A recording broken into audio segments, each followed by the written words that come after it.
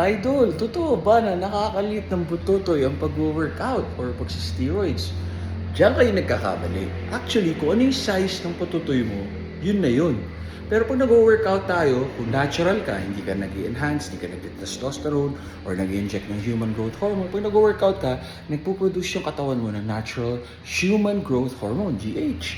Tapos, ano yung builds and repairs yun? Good blood flow, pampalaki ng mga muscle. Muscle din yung patutoy mo. Tapos ang testosterone, sa lalaki yan, pampalaki ng muscle. Muscle din yung patutoy mo. So, madaming blood flow. So, mas lalaki yung patutoy mo pag healthy ka nag-workout. Tignan nyo po yung mga malalaking tiyan na matataba. Kaliit ng patutoy. Kaya yung mas payat o mas maraming muscle, mas malaki at mataba at macho ang patutoy. Diba?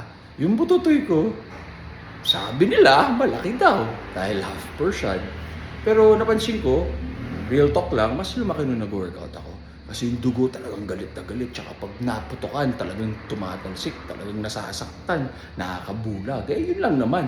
Tama kayo, mali ako. I'm not your doctor, do works for you, happy, healthy. Yung mga nag-inject naman ng testosterone, TRT, o kung ano-ano man enhancement or nag-HGH, lalaki ang patutoy nila. Ngayon, pag tumaas yung estrogen, hindi nila control, dun liliit kasi kulang yung blood flow. Ang pinaka-side effect ng testosterone, HGH na hindi natural, liliit ang inyong itlog. Kung di nyo alam ngayon, alam nyo na. Iba nga naman, kagaling ni Carlos Agassi. Siyang tunay, di ba?